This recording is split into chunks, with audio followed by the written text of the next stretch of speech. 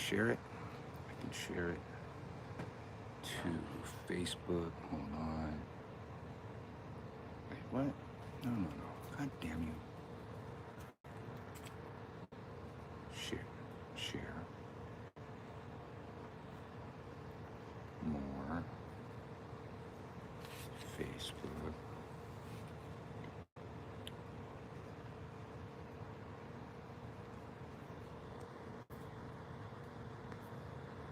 Next. Share. Share, you bitch. Come on.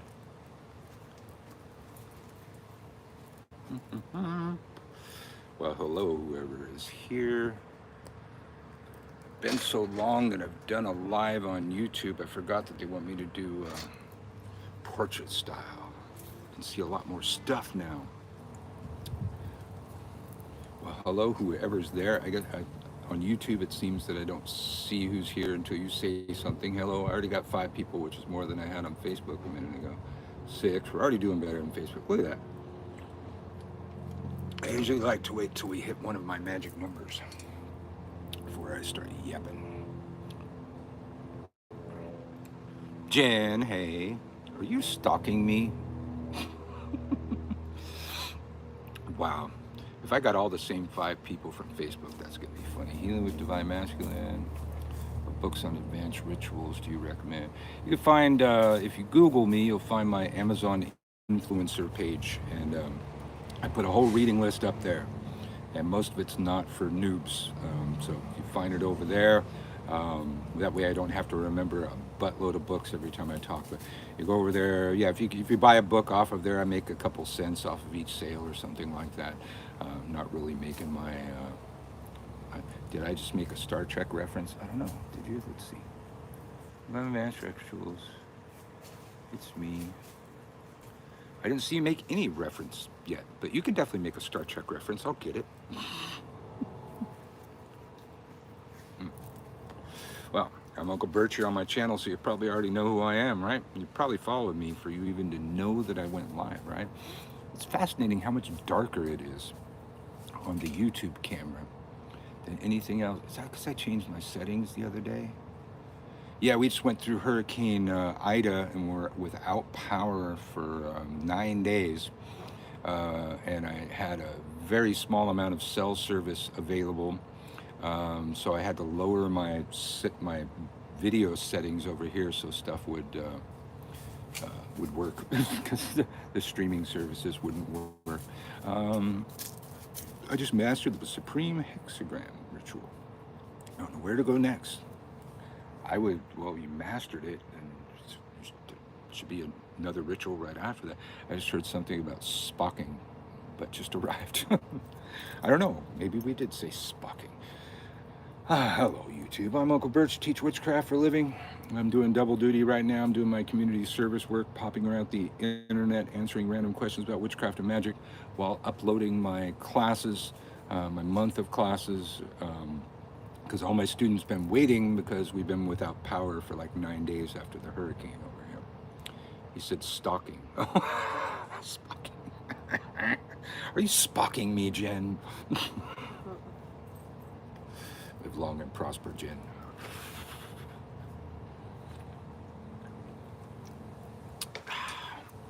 Well, I haven't been on YouTube so long. It's so different. You can see a lot more of the backyard and stuff. As you can see, everything's relatively intact after the hurricane. We did fine. It was pretty hairy, but probably going to be a Category 5 hurricane once they recalculate it. But a lot of you were just on Facebook and I already know. I misheard Facebook. Got your head stuck in Star Trek. Well, did get our kid to watch Star Trek with us. We watched First Contact one night, and he pretty much dug it. He liked the Borg. We watched, I think one of the last things we watched before the power came on was Idiocracy, because we were explaining it to him, and he said, I want to see that. We said, basically it's what happened with Trump. Only the stupid people were procreating for a certain amount of time, and then the whole country, or the whole earth, became stupid. That's Idiocracy. I'm Uncle Birch. There we go. I teach witchcraft for a living, and I do this little thing called Ask Uncle Birch, where I answer random questions about witchcraft and magic all over the internet. it helps me keep my teaching muscles strong, and hopefully it's a community service. Star Wars, he's seen pretty much all of Star Wars, so that would have been just redundant. It doesn't tend to like to watch stuff that he's seen before. It's like I've been watching, at least the first three Star Wars for, I don't know, 20, 30 years. How fucking long it's been. I saw it live in the theater when it first came out. I remember standing in line for hours to get in back in the day. Don't know how old I was then. Seemed pretty young. But yes, Trek. There's so much Trek now. We still haven't finished Star Trek Discovery. But if you have questions about witchcraft and magic, you just fire away. Try not to be too long-winded, because the thing leaves the screen before I have a chance to read it. Might want to copy your questions so you can paste them later if I miss them. If we really get rolling, it gets kind of hard to keep track. But I haven't gone live on my own channel in so long. Late Christmas, I watched all the Star Wars shows. Yeah, Marta got me a couple Christmases ago. She got me the box set, but I think there's a couple movies since then.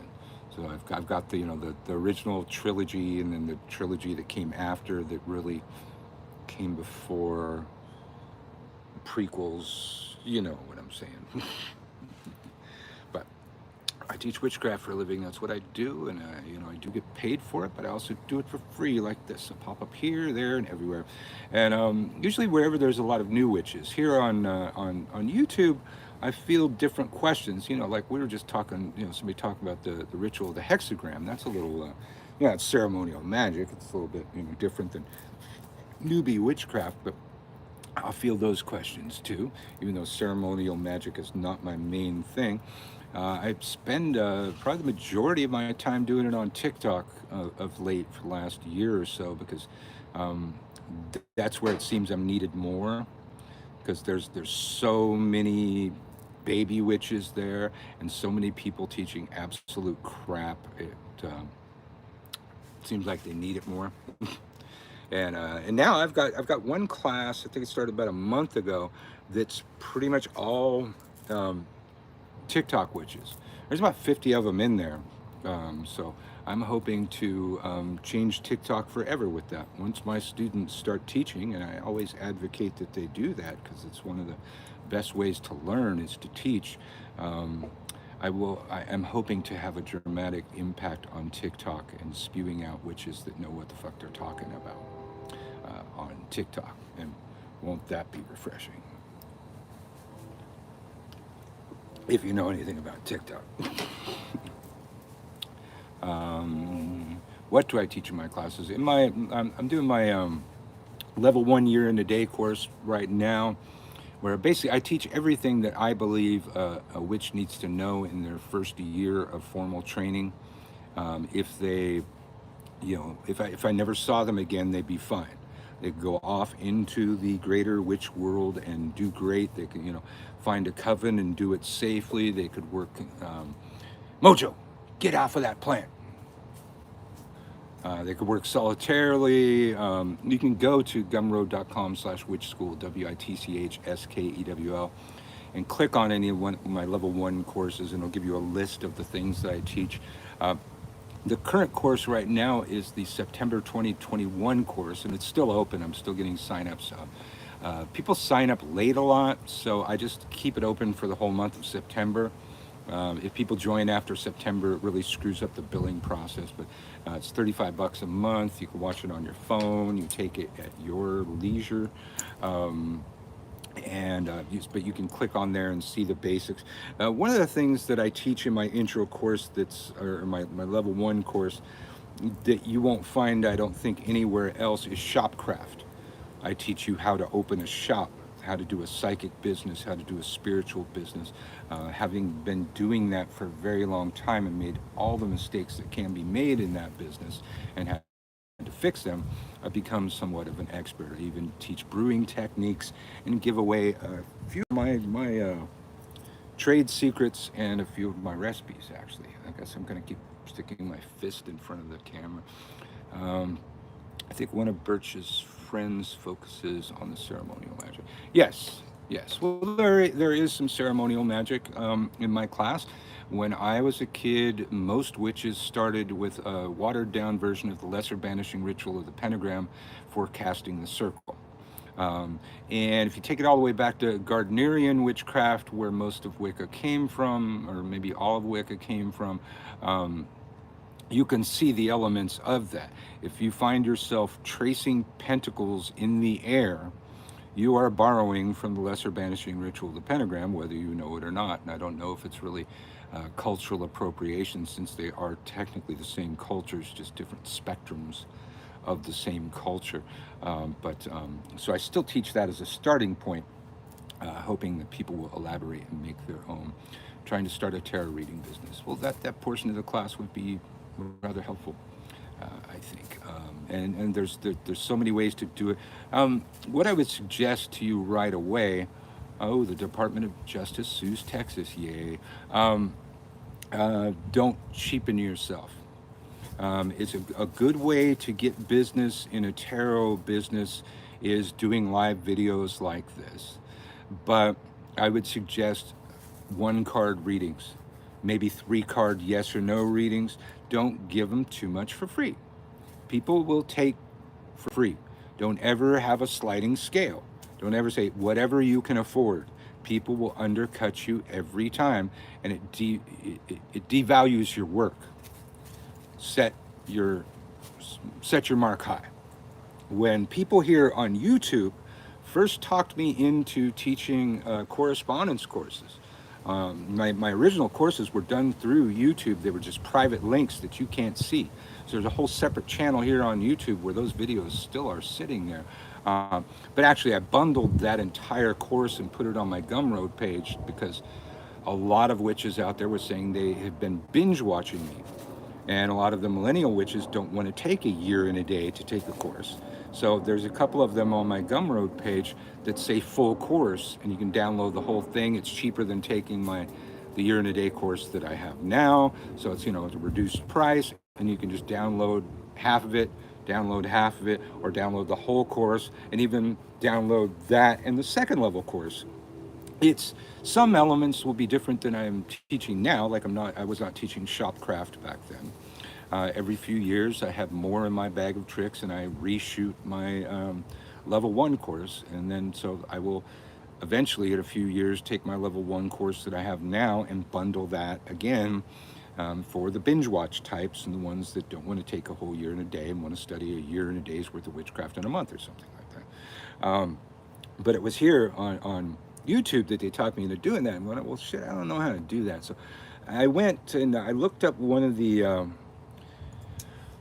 elders that I really respected at the time, Raven Grimassi, and he had a correspondence course for about a year long. And I went and I looked at what he was charging.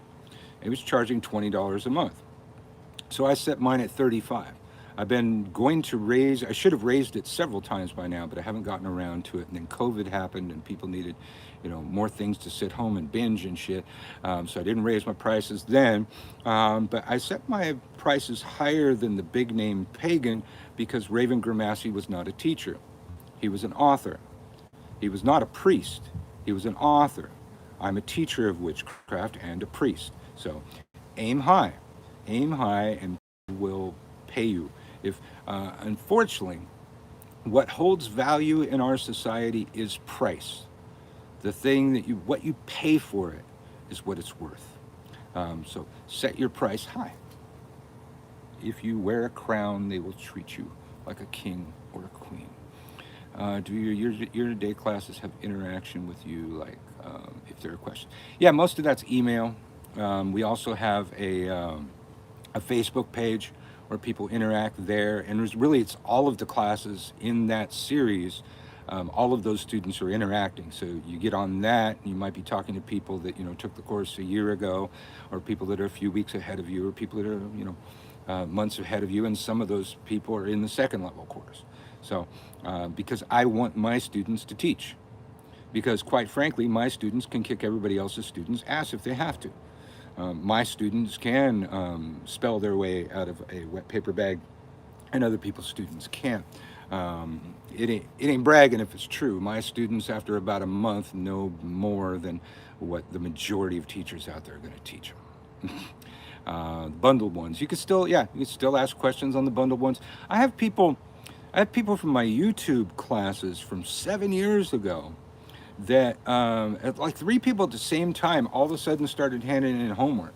I had to go. I had paper rolls back then. I had to go through the class rolls and find those students, see if they're even in the damn class. And so, I'm fielding questions from a class from 7 years ago still. So yeah, whenever you have questions, you can always get a hold of me through I do it mostly in email. Eventually, I will do some stuff on Zoom. Just haven't wrapped my head around really how to do that yet because people are spread out over so many different, you know, time zones and stuff like that. I'm going to run inside really quick, grab me something to drink, and get rid of what I just drank, and I'll be right back. So Right. stare at the trees.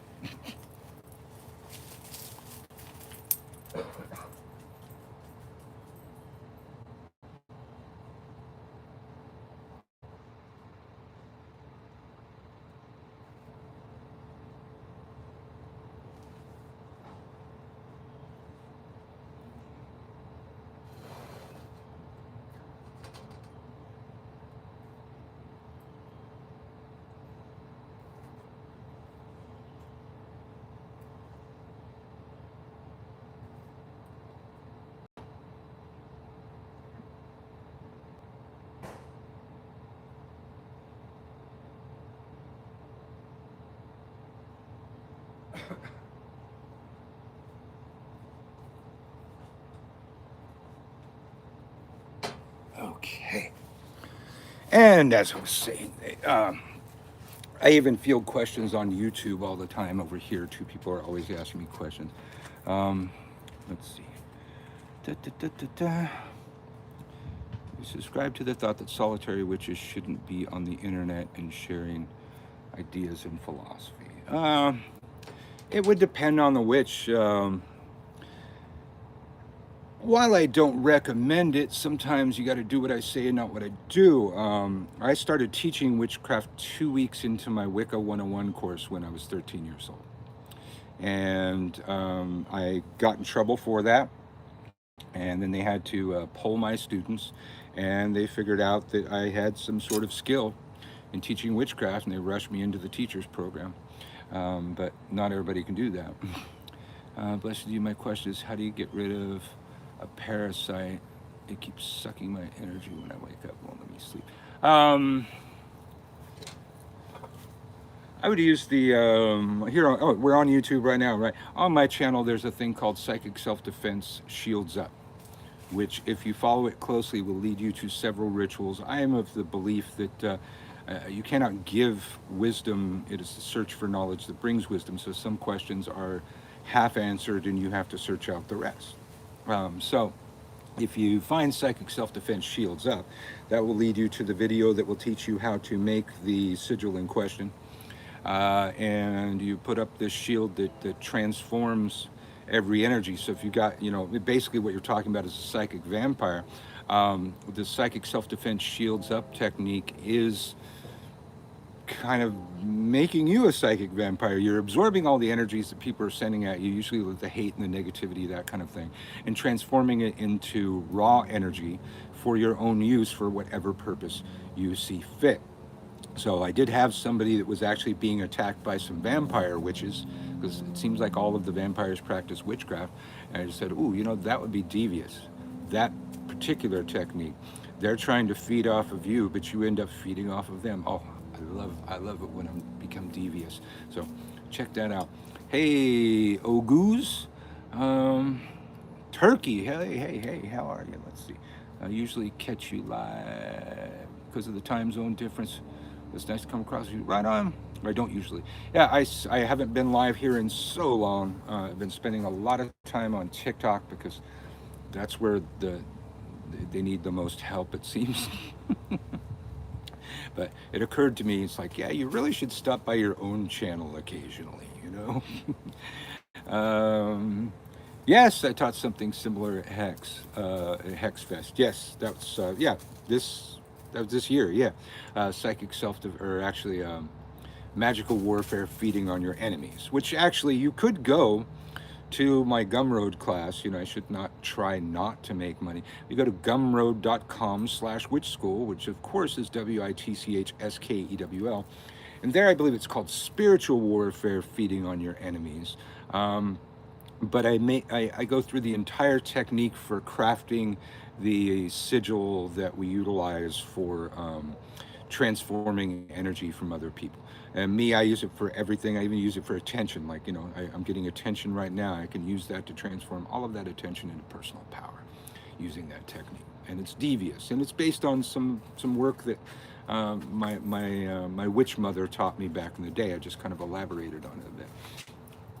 I remember that video, Shields Up. It gave me the idea related to the second movie. Yes, and are you the one that was talking about Star Trek? Yeah, I think it was you. And so yeah, I totally, when I say Shields Up right before I go to bed, it's totally Jean-Luc Picard's voice in my head.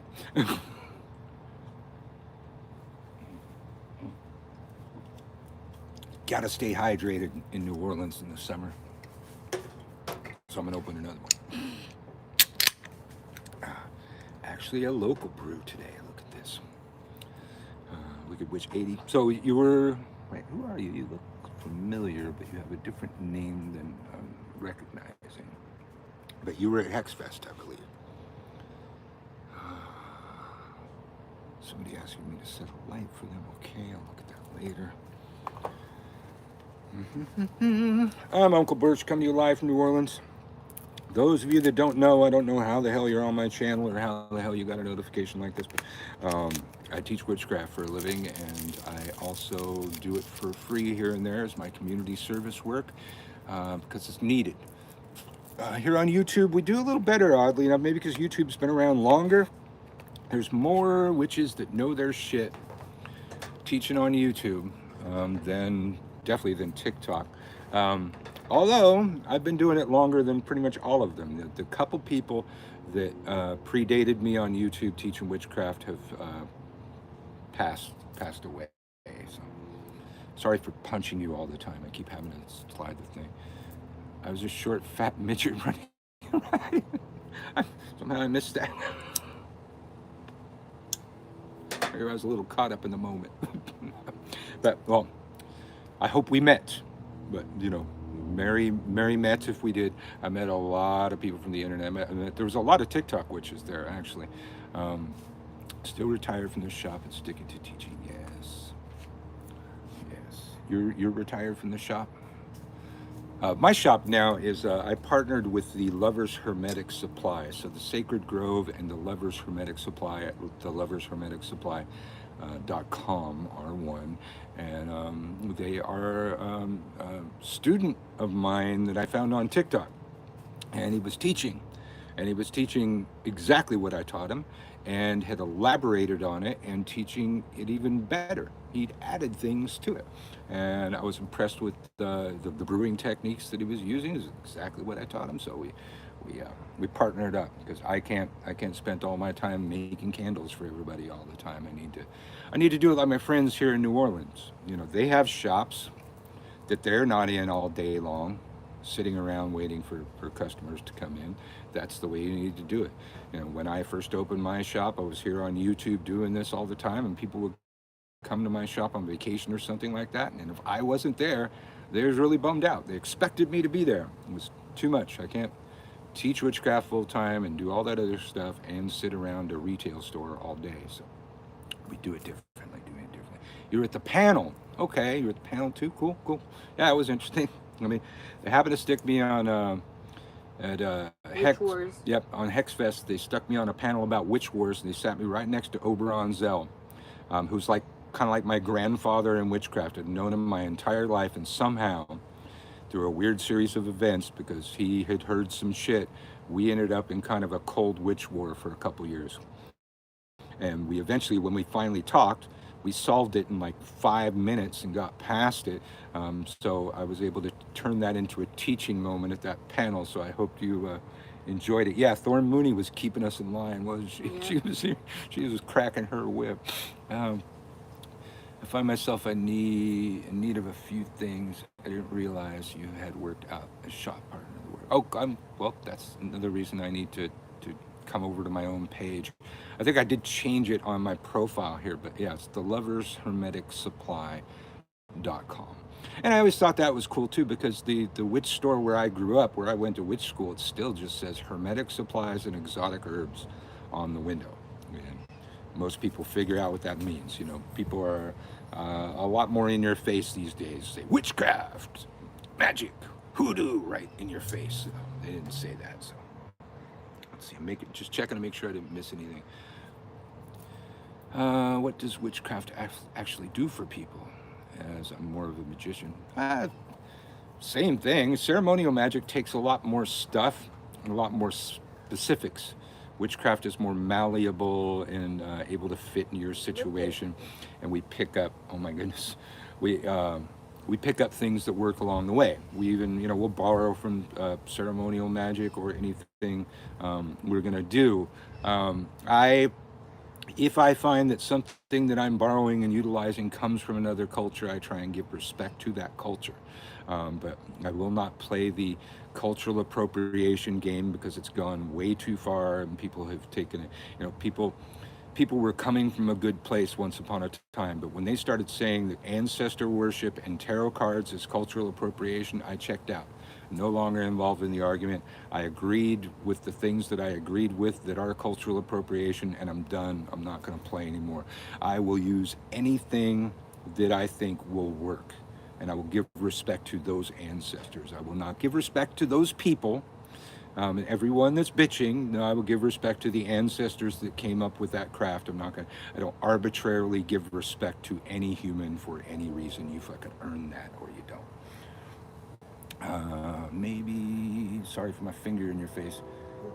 Maybe it will be a classic question, but I want to ask you how I can release emotional energy blockages. Thank you very much. Again, that technique, the psychic self-defense shields up, or the spiritual warfare feeding on your enemies, that's just one use for that sigil and that technique. You can use that same technique and that sigil to change any energy you want.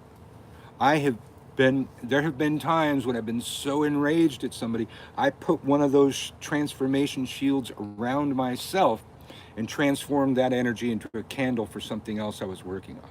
I was like, when I'm really pissed off, it's actually heat. I feel heat from it. And the laws of physics say where you got heat, you got energy. So, look up my video here, Psychic Self-Defense Shields Up.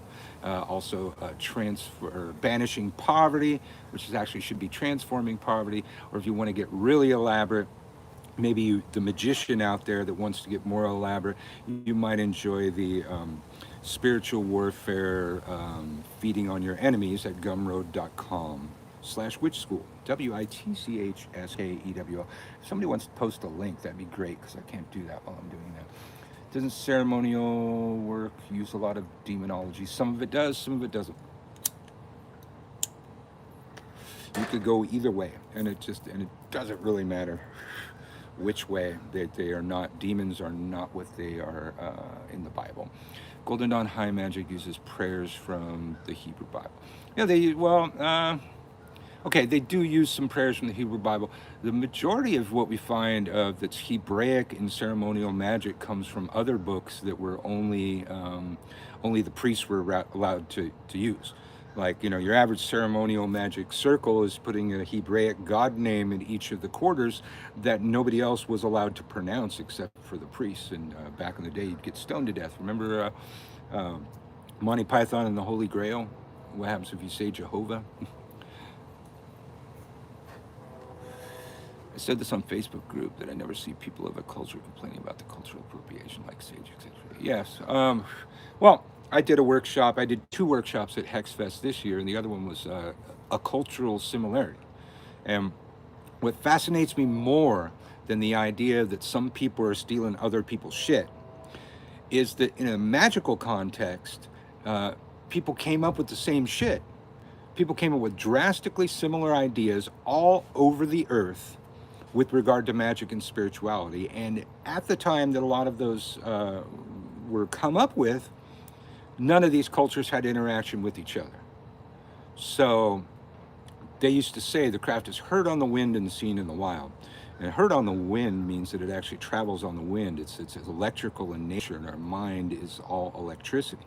You could reboot if you took the the the zapper things to your head, you'd probably reboot your damn brain. It's all electricity up here, and those ideas float around, and other people pick them up.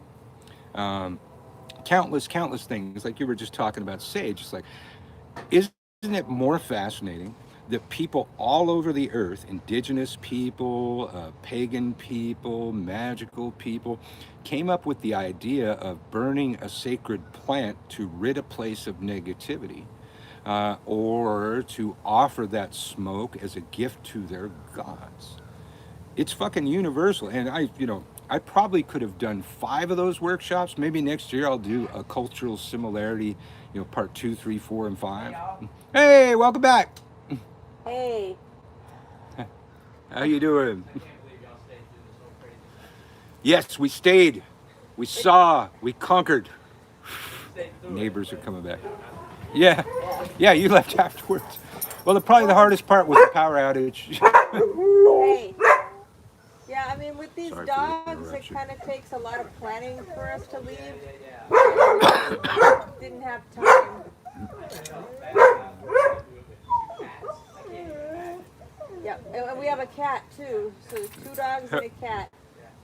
So we're gonna have to have a plan for next time. Like, this is where we're gonna go in this direction, and then so we'll have a plan in place already. But our plan was always to go to Lafayette, uh-huh.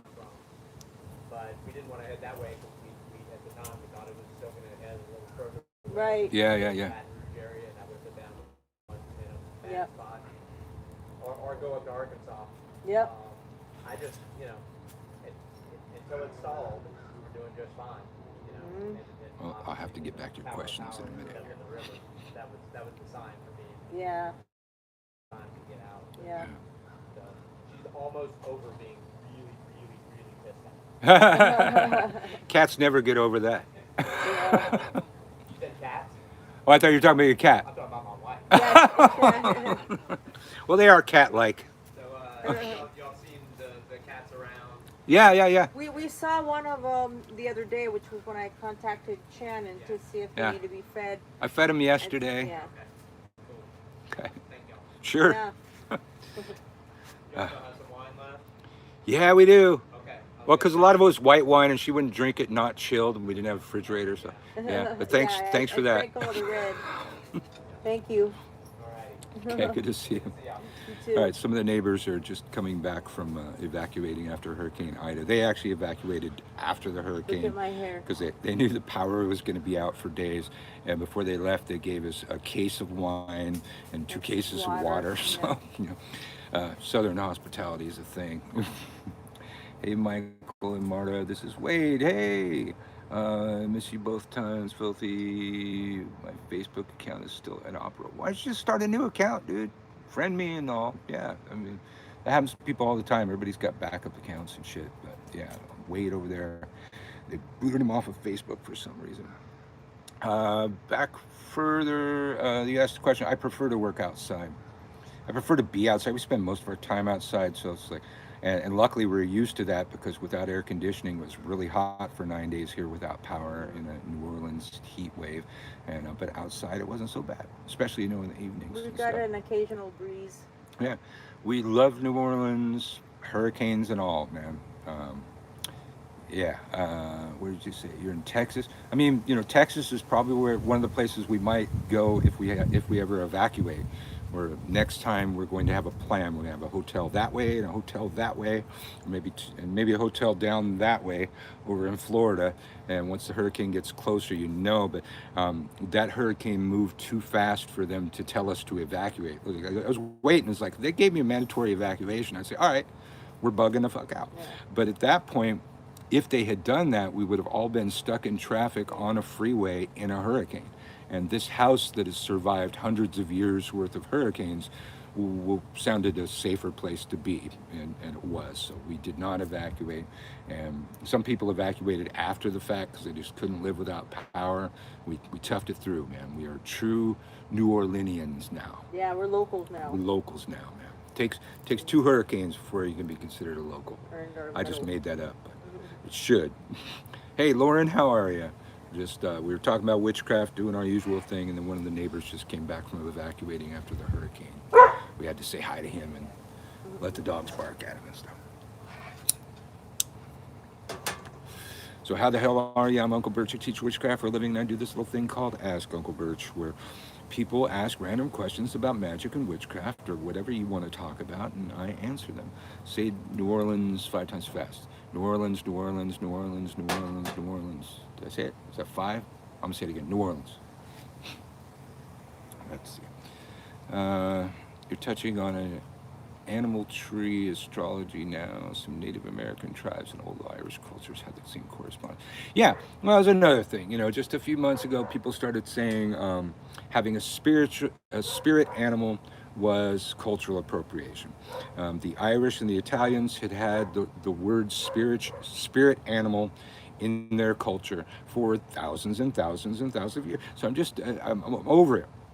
Certain things I agreed to are cultural appropriation. You shouldn't get in an African traditional religion without going through the initiatory process. Hudu is not an African traditional religion and has no initiation process. It's a folk magic, but you should still give honor to those ancestors whose magics you're borrowing. Use of white sage is cultural appropriation.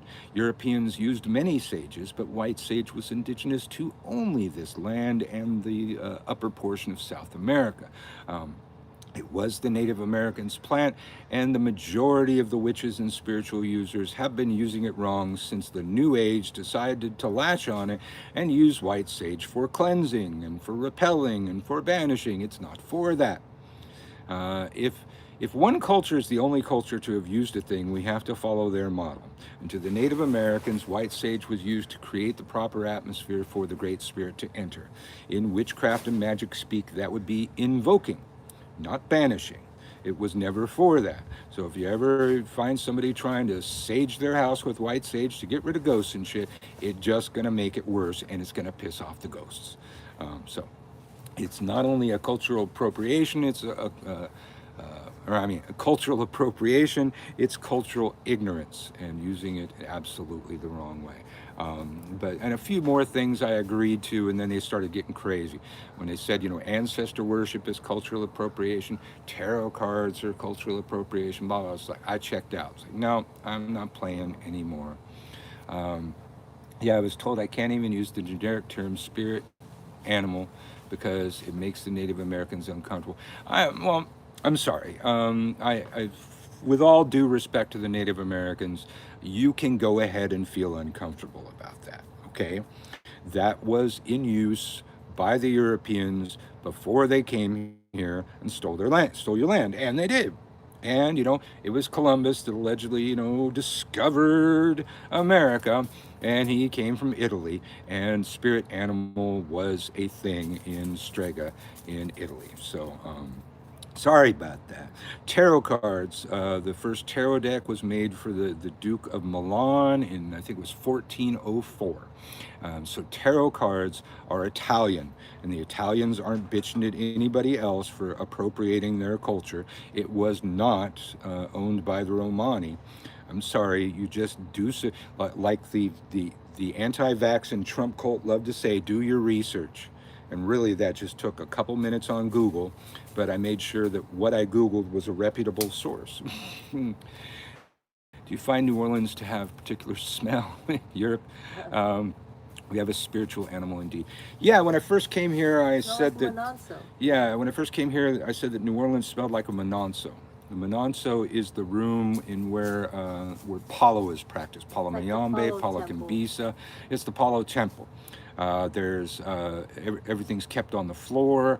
There's a lot of blood being poured on stuff, Alcohol, a lot of cigar rum being smoke. sprayed on stuff, a lot of cigar smoke being blown on stuff. And the combination of those smells builds up over time to where Manonso has a very specific smell. it smells like New Orleans.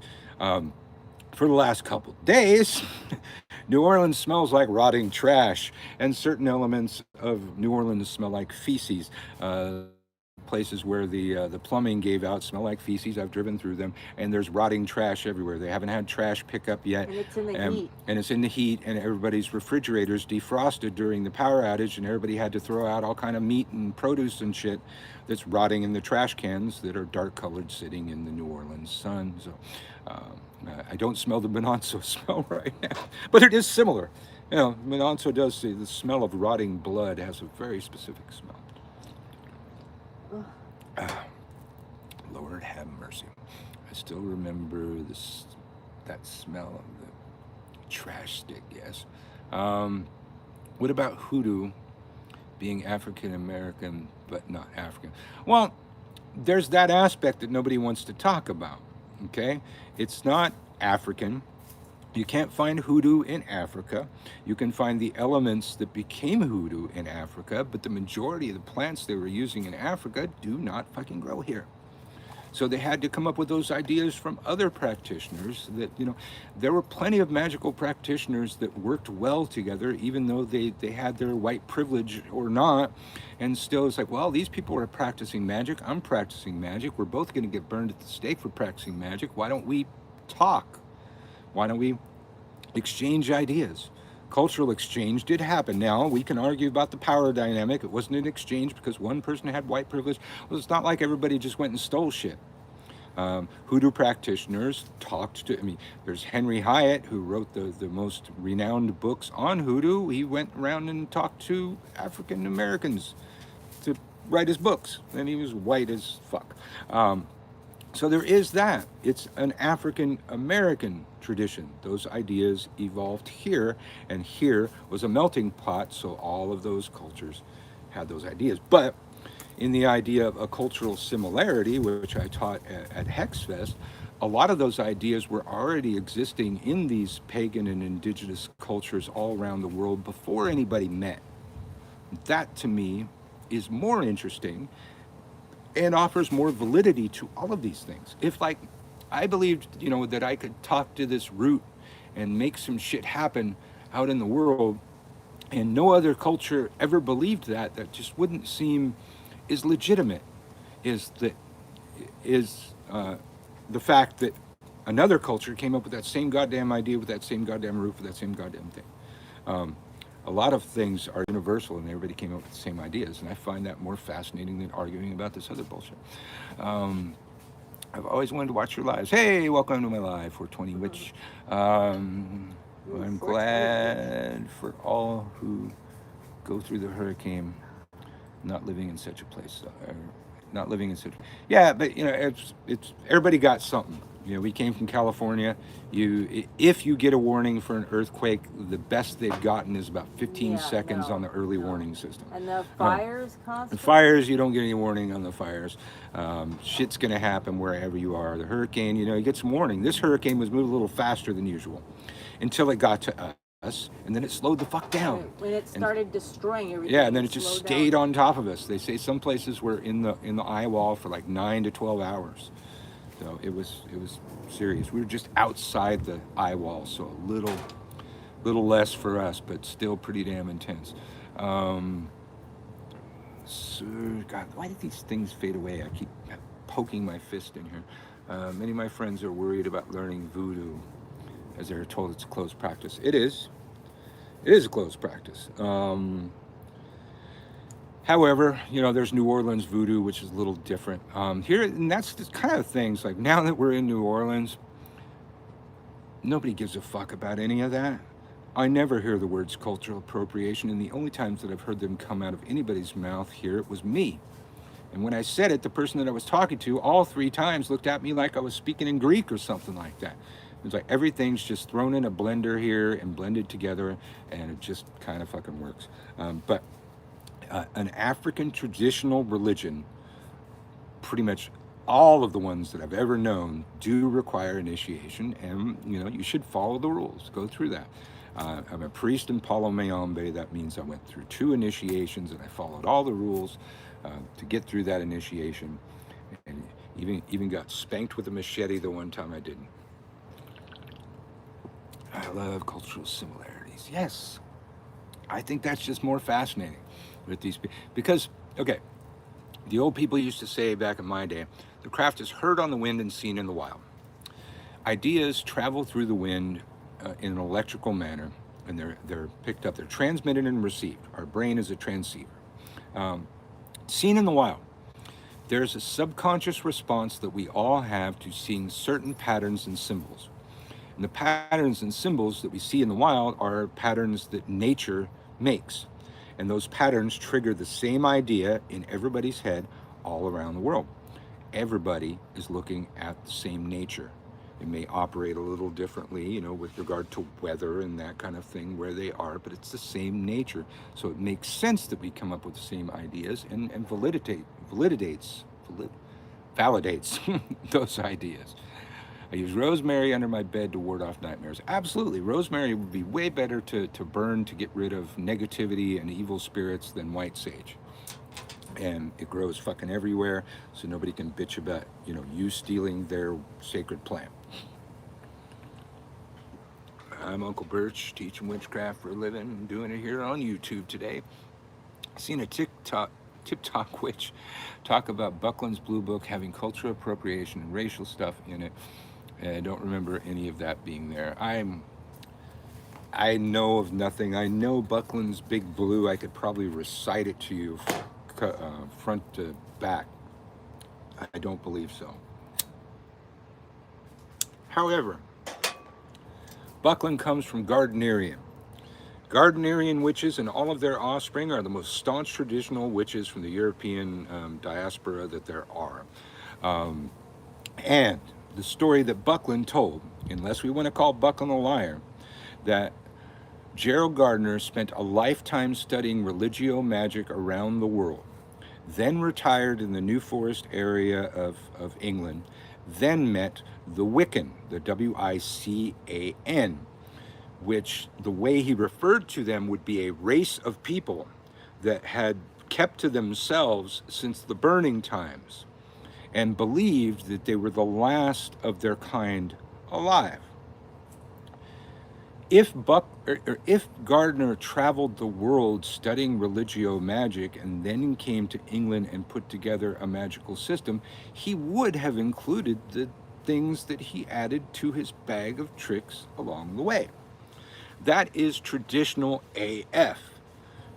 I've heard it said by people that are smarter than me in those things, way back in the day before I was so smart and stuff, that the original tarot deck had two fools, like the jokers. We know that the playing cards are based off the tarot cards, and that's why it had two jokers. But the two fools in the tarot deck, one of them had a full rucksack, and one of them had an empty rucksack. And this was two of the paths you could travel by in witchcraft. In one, you spent roughly a year or so studying the basics, learning your craft, and then ventured out into the world with your full bag of tricks. The other, you ventured out into the world with your empty rucksack, your bag of tricks, and filled it up with things you found along the way. When you returned, you reassembled those components, and that became your magic. That was legitimate craft back in the day. That's traditional as fuck. That would mean that that idea was expressed in the tarot in the year 1404 when the first deck was made for the Duke of Milan. So there are two different ways to do that. So it would make sense for Gardner to have filled in the blanks with stuff that he found along the way. And if people want to call that cultural appropriation, I have left that argument. Usually you become a priest or priestess by study, by initiation, by process. You cannot, you can self-dedicate, but to be a priest or a priestess, you have to be initiated by somebody higher than you in every tradition that has those ideas, even in the African traditional religions. So in European witchcraft, priests and priestess can initiate an initiate. a high priest and a high priestess can initiate a priest or a priestess or a teacher, and an elder can initiate a high priest and high priestess. So you got to be like one step above you to do it, basically. See the stuff that we're learning that some people probably wish that I wouldn't talk about. Some people's former third-degree secrets. Welcome to Ask Uncle Birch. Please subscribe if you're not subscribing to my channel. I don't know how you found us if you're not subscribing to my channel, but there you have it. I've been on YouTube a lot longer than most, teaching witchcraft. And if you have questions, go over here. Just try not to be too long-winded or I will miss part of your question. But we do this. I just pop up here, there, everywhere. And it seems like a good crowd today. And I haven't done this on my channel in a while. I've been spending a lot of my time doing this on TikTok because that's where they need the most help. That's where they have the most bullshit witchcraft being taught to baby witches of all of the places that I've been on the internet. I haven't really done it much on Instagram, and I don't really pay much attention to Instagram. But my Instagram page has grown since TikTok automatically uploads my TikTok videos to Instagram. I didn't even really know I had an Instagram account. I think somebody else set it up once upon a time. So it was just kind of languishing. Always like to hear where you're from if I don't already know you. That kind of open practice or finding things along the way seems antithetical to the idea of forming a religion. I like to collect ideas, but it's personal. Yeah, well, it's not always a religion for some people. It's spiritual. In my classes, I have students that operate, kind of like a Wiccan, where they have a god and a goddess. Some people are working with spirits. Some people are working with their ancestors. And some of my people are viewing it entirely scientifically and psychologically. And somehow we all seem to still get along. I don't see many witch wars in my groups. Knock on some fucking wood. The ones complaining are always the white teenagers or early 20s, never the people from those traditions. Yeah, the biggest amount of shit I caught on the internet was from a self-proclaimed high priestess who was 18 years old. Having said that, I was a high priest by 18 years old, but I went through the process, a real process with, real elders, that kind of thing. And so I was being nice, and I just said, so, how'd you become a high priestess? She said, well, my friend was a high priestess. So I asked her to make me one. Now, in my system, when we use the words priest and priestess, or high priest and high priestess, we're capitalizing those. That's an uppercase P, if you will. It means some shit. It means you know some shit. It also means you're responsible for some shit. In my system, it is not a title that you wave around over other people's heads. It's a symbol. Every color on the cord is a symbol of the shit you climbed through to get there, and the obligations and oaths you took upon getting there. Once you get to a certain place, you will be oathing yourselves away to a higher power, but that shouldn't necessarily be done by kids. I've gained much more respect for Margaret Murray. She's the first that noticed something about a vaccine mandate popping up on my screen, that the gods were combined with the imagery of the devil. Yes, well, she's like way back, Margaret Murray. Anthropologist. Yet scholars who discredited her take her ideas, never credit her for arguments. Absolutely. A huge amount of Gardner's works based on her. A huge amount of Leland's works based on her. Absolutely. I just want to ask him, feels like saying, well, I will make you this. Like with Wicca, feels like funneling ideas that have become law. Well, I was always taught that a magical law we should see reflected in nature. That's why I always say the threefold law is not a law. There's nothing in nature that shows me that an action that I have will be, or an energy that I throw out will be amplified and returned to me. If I throw a pebble into a pond, the waves will go out, and if they interact with an exterior object, they will return back to their source, but not amplified in any way. The waves are smaller than when they left. Even if you combine the different directions that they come back from, they're not amplified, and the laws of physics would argue about that. In space, perhaps. In space, there's no drag. On Earth, we have drag, we have gravity, we have all of these things that slow down these energy forms. While I will agree with the laws of attraction, the energies that you send out will come back into your life. There's nothing in the laws of nature that show me that those will be amplified before they return to you. All is changed, nothing is fixed. That's deep.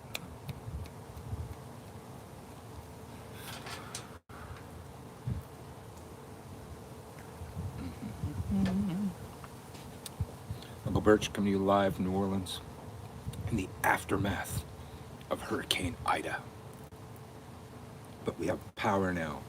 We have internet. We have the power.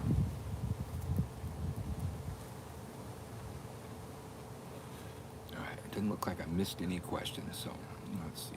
God, your hair looks amazing. Oh, thank you. I do it myself. Oh, I put it in a ponytail. another out of time. I'll Put it in a ponytail and I shave. It's really tricky when I get in the back because I can't see anything. But I don't let anybody mess with my hair, especially in this town. They're probably a worker or a witch or something like that, and I'm not going to trust them with my hair. Muerto's helping you with COVID. Yeah, that and the vaccine. You know, I got the vaccine. I am now, I get great Wi-Fi if I'm close to my arm, 5G. And you know, one of the things that, you know, I guess it was a side effect. They didn't really come out and say it, but those that had the Moderna or the mRNA vaccines are producing T cells and B cells, which we had nothing on Earth that would make us do that prior to that. And the majority of our worst diseases are based on the inability to produce either T or B cells or both. They could have accidentally stumbled on a cure for AIDS. That was one of the main things, the lack of T cells for AIDS. They've been testing it in Africa, like a AIDS. I don't remember if it was a vaccine or not, but it's not working as well as they wanted it to. So Yeah. keep going. Please upload this on YouTube. It should stay here. I mean, I'll click save when I'm done. Since I'm on YouTube, it should stay on YouTube. You know, what happens on YouTube stays on YouTube, man. So it should be here when I'm done. I shy away from weather magic. Back in the day, I was an avid Art Bell listener. He was on a radio. He was on AM radio, and covered all kinds of paranormal and alien shit. All kinds of really interesting stuff. And he was just an interesting guy. And he was a radio nut like me. He was a ham radio operator, so I always found his take on things interesting. And he used to have a witch on called Evelyn Puglini. And Art Bell was on, at the time, there was well over 500 radio stations around the world. Yeah, coast to coast AM. 500 stations all around the country at the same time. That's a lot of people. Now, Evelyn Puglini, a Strega witch, taught him that, you know, where attention goes, energy flows. And if you can get all of your listeners to concentrate on a thing, you could do a grand magic. And there was, this nowadays, it's every fucking year. But at the time, there were these fires burning through the middle section of the United States and up into Canada that were like nobody had ever seen at the time. And Art Bell decided to try that. And he got all of his listeners to concentrate on rain developing in the middle of the United States. And it was early in the day when we had, you know, it was slow dial-up internet, but you could look at the satellites.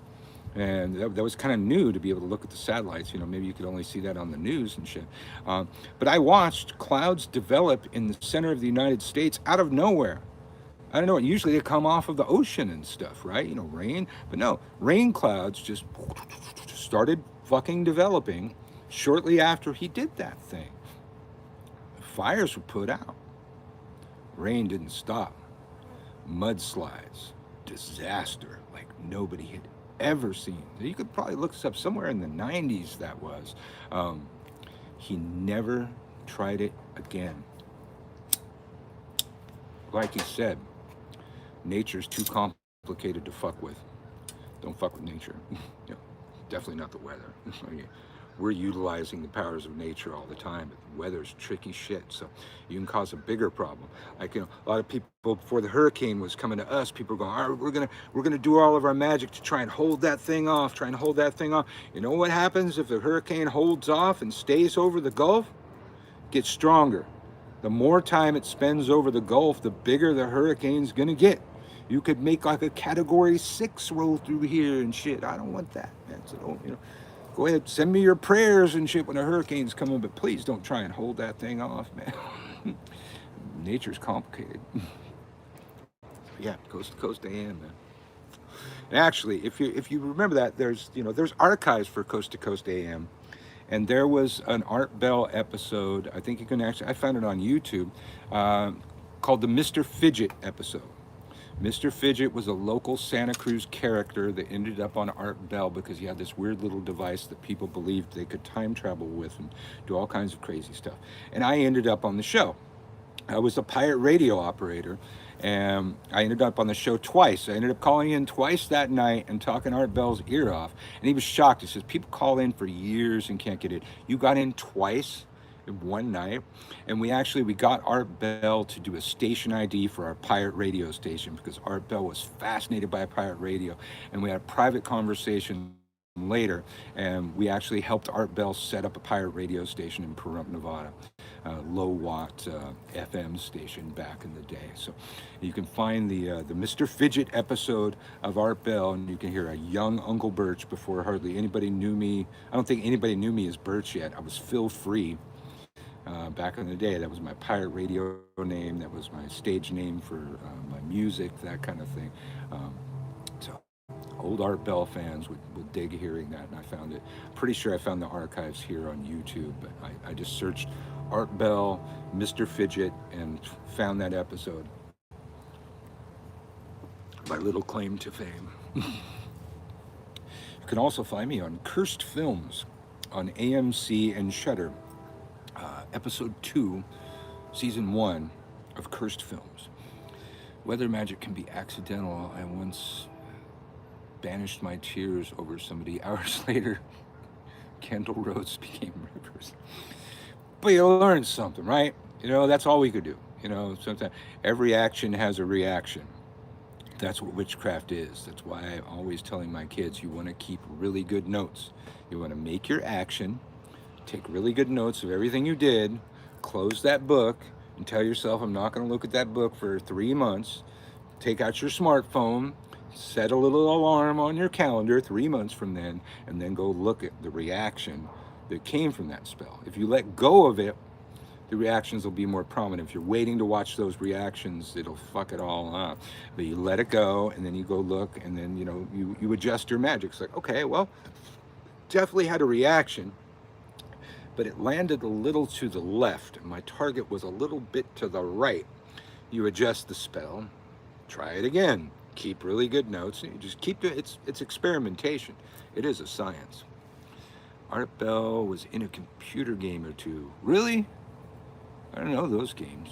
Do you know what games? I'm definitely an avid gamer from way back. I don't have the time to game in a while. I don't remember the last time I turned on my, last time I turned on my Xbox was before the internet came back, and we watched a DVD. Because I don't even have a DVD player, but the Xbox plays them. But my son is an avid gamer. He's in there gaming right now because he spent, 9 days unable to do any serious gaming. He did really well for a kid that's usually, connected to a screen. Harder done than said. Yeah. I'm Uncle Birch coming to you live from New Orleans. We've been talking about magic and witchcraft and answering random questions about that. Somehow we segued into Art Bell and all kinds of other things. It's getting warm enough that I think it's time to spray myself. Pardon me if I come on the screen. I'm sorry. Oh, so good. Hello from Ireland. How the hell are ya? Can't imagine what time it is over there. Yeah, I always like to hear where people are from if I don't know ya. I think they're about 10 hours ahead. 10 hours ahead. Something like that. If you have Amazon, the Gaia channel has some in-person interviews. Oh, cool. Cool. I love me some Art Bell, man. Still miss him. Still miss him. George, no.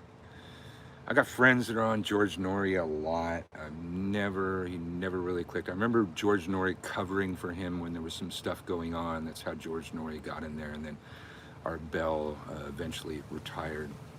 Nori. Yeah. I do practice planetary magic. I try to brew using planetary techniques, planetary times, that kind of thing. I have a video on my Gumroad page, gumroad.com/witchschool, WITCHSKEWL. And I believe that video is called, that class is called Where Science and Magic Collide. A different take on planetary magic than you'll probably find anywhere else. But I leave the regular planetary magic to my bro out there, Frederick Xavier. He does some of the regular planetary magic. He's the one that turned me on to Gumroad in the first place. He's kept my shop alive by advertising my products. My shop is now thelovershermeticsupply.com. I've joined the Sacred Grove and the Lovers Hermetic Supply together because I can't do all of that stuff myself anymore. I'm a busy man, as you can see.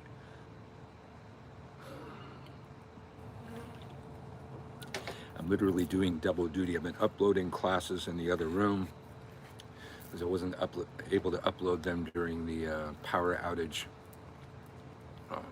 So I go back into the house every so often and press send. Because I have 5 level 1 year in a day courses going right now and 1 or 2 level 2 courses going right now, I believe. Yes, I do readings. I usually do them. Sometimes I'll do like FaceTime, or I'll do Skype, or I'll do them through the phone. Yeah, I do readings all the time. Matter of fact, I got a couple of them this week. Bracelet. The left hand, the hand of death. Skulls. Lots of skulls, as you can see. Oh, and the ring. See, but there's definitely a skull motif going on the left over here. Not much on the right. This is Om. Said like "Love You to Eternity" or something like that. I forget exactly what that was. Question: what is the ways to attract a boyfriend and general love spell action I must do to get? Well, you're on my channel right now. I have the love spell that I have here, Love Spell Basics, I think it's called. I think it's when I first started doing witch school, actually. That's the best spell. You know, don't make the mistake everybody makes and try and do a love spell on a target. If you knew what was the right person for you, you'd already have them and wouldn't have a bunch of failed relationships. I'm guessing, because everybody does. But how many times you've been wrong? Thought, that was Mr. and Mrs. Right, and they turned out to be Mr. and Mrs. so fucking wrong. Exactly. I did something like that. I was looking for an equal that I had not had. And then she comes wandering into the witch store, and look what happened. That's a much better spell. Throw the qualities that you want. I always say, we have two movies. We have more movies now. Back in the day, we had The Craft and Practical Magic. The Craft was the bad love spell. The Craft, she did it on a target. Matter of fact, she didn't even want the affections of that target, and she ended up with a stalker rapist guy. That's often the kind of thing that happens when you pick a target. You end up with a fucking violent piece of shit stuck in your life that's really hard to get out. Practical Magic. Young girl. Innocence, out in a rose bed, and she throws rose petals up to the sky and shouts out a quality that she wants in Mr. Right each time. Now, she hampered nature's ability to do that because one thing she made kind of hard for nature to come up with: one green eye and one blue eye.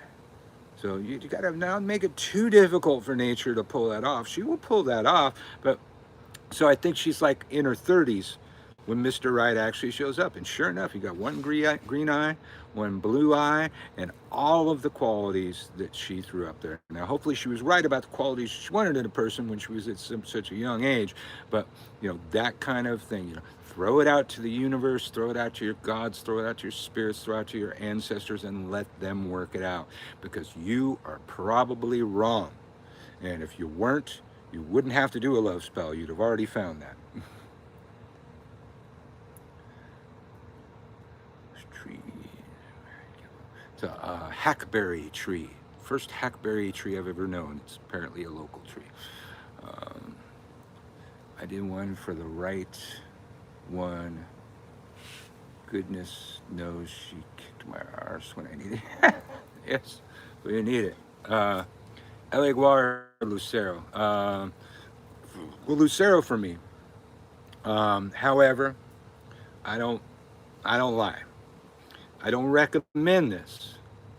You know, if you're going to get involved in an African traditional religion, follow the rules. However, I was brought up to have Eleguar at the front door of a business.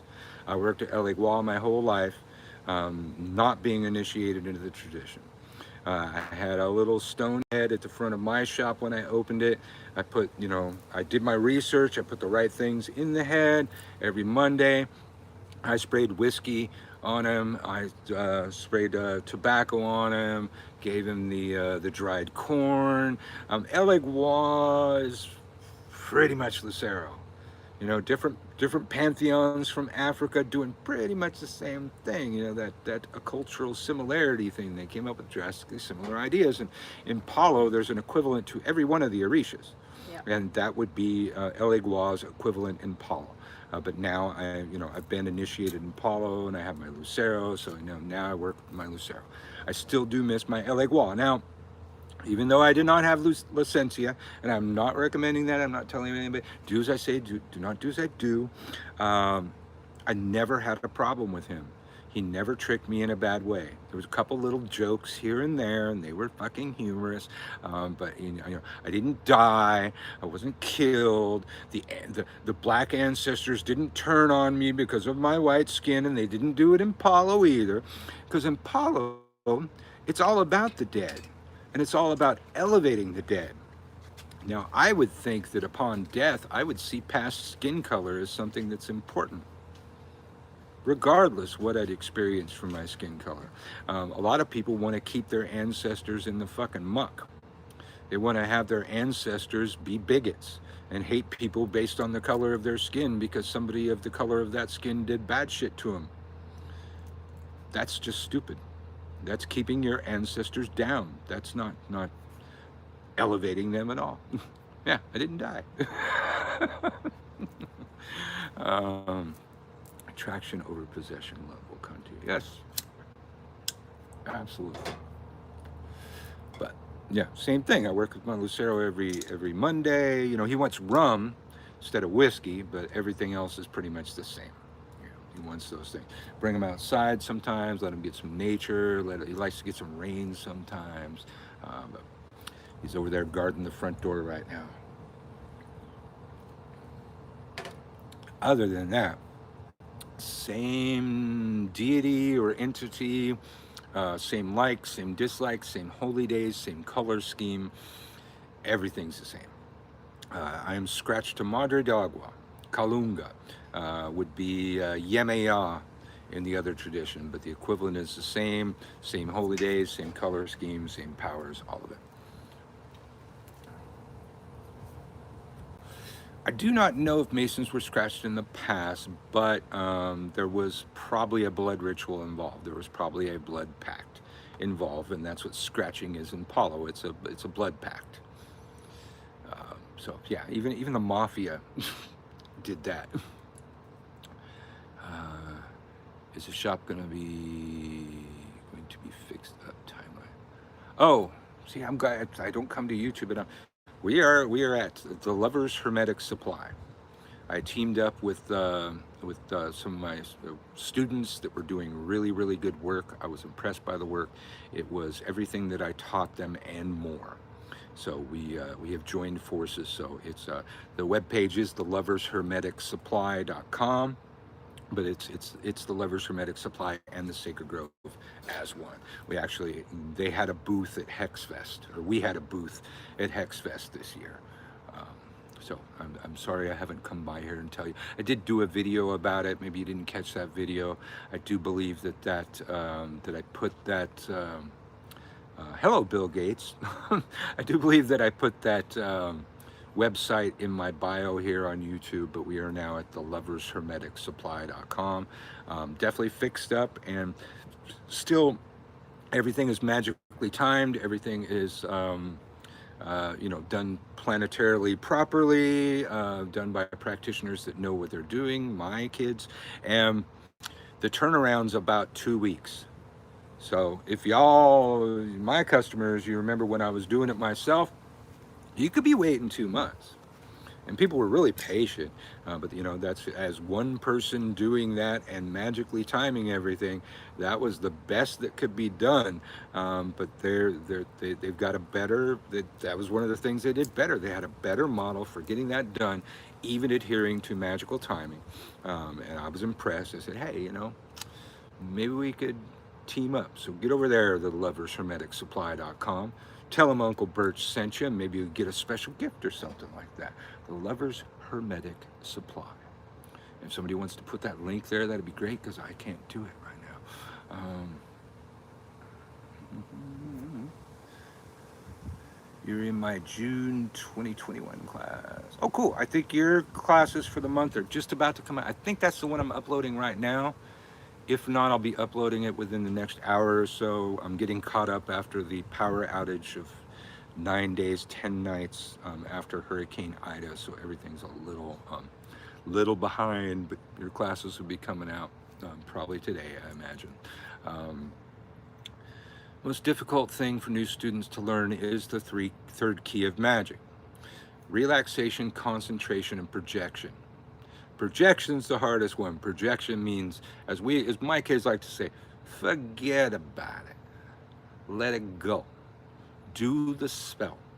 Write up your notes. Write in your notes everything you did, the time you did the moon phase, all of the ingredients you did, the words you said, all of that thing, and then you take that book and you slam it in your face, telling yourself you will not look at that book again for 3 moons. Then you set an alarm on your smartphone for 3 months from now, and then you check it then. That seems to help people release it, let go of it. John, you're in the last. Wait, are you in the September class? No, you're in the last month's class. So your classes are coming out soon too. Those might be the ones I'm uploading right now. Getting caught up. And I was there when you moved there. Now driving a truck. Didn't you move back somewhere near here? I thought you told me something like that, John. Well, you told me where you moved, and I thought it was somebody around here, somewhere around here. When I make candles, I'd make each color on the proper days for extra. Yes, absolutely. That's the kind of things we're doing too. But yeah, so that third key of magic, you did something that was so important for you to wave your arms around, burn shit, chant in Greek, that kind of stuff, and then you're supposed to forget about it for 3 months. That's tough for some people, but that technique of writing it down, slamming the book in your face, sends a powerful subconscious suggestion to your mind to let it go. Forget about it. You're gonna go look at that later, and you're gonna be surprised if you follow that technique how many of the spells you did kind of snuck up on you and you didn't even notice that you're already living the thing that you did the spell for. If you do it correctly, everything will be a happy little surprise. Not doing the third key of magic fucks up all of your magic, holds it back. Shit won't manifest for years. It'll manifest when you don't even want it anymore. Move back to Baton Rouge, then Laredo.